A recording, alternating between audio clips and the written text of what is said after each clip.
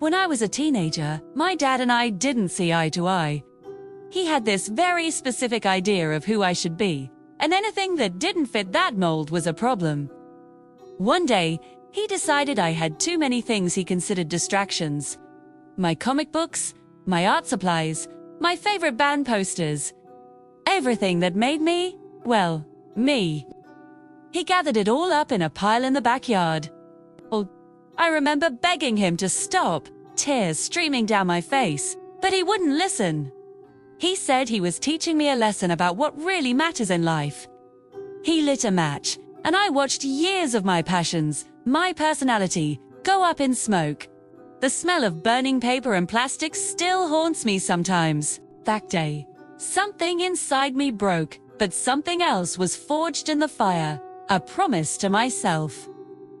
A promise that I would never again let anyone have that kind of power over me. I would build a life so secure, so completely my own, that no one could ever take it away. That fire fueled me through years of hard work. I finished school, got a job, then a better one, and started my own business. Every long night, every risk I took, I'd remember that feeling of helplessness. It was my motivation. I wasn't just working for money. I was working for independence, for the right to own my own life. I learned about finances, saved every penny I could, and invested wisely. I never told my dad what I was doing or how successful I was becoming. Our relationship was cordial but distant. We never spoke about that day again. He just saw me as the kid who finally straightened up, never knowing it was his own harsh lesson that gave me the drive to do it.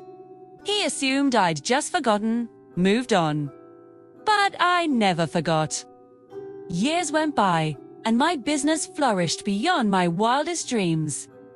One day, I heard through the grapevine that my dad was having some financial trouble. He was nearing retirement and had made some bad investments. His house, the very one where he'd burned my belongings, was on the market. It was a pre-foreclosure sale, meaning he had to sell it fast to avoid the bank taking it. An idea sparked in my mind. It wasn't about revenge, not exactly. It was about something more. It was about closing a circle. I contacted a real estate agent and made an offer through a corporation I owned, so my name wouldn't appear anywhere on the paperwork.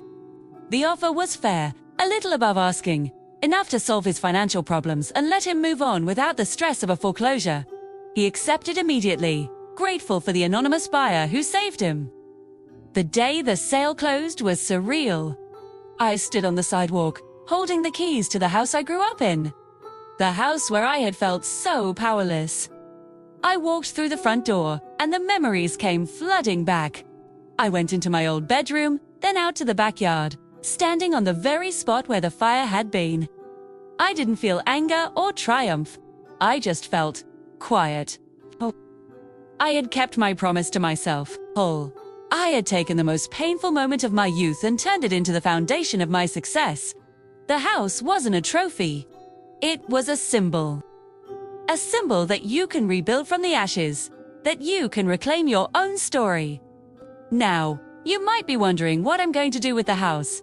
I haven't decided yet. Maybe I'll renovate it and sell it. Maybe turn it into a community art space for young people. A place where their passions are encouraged, not destroyed. As for my dad, he doesn't know I'm the buyer. And I don't think I'll ever tell him. This wasn't about punishing him. It was about empowering myself.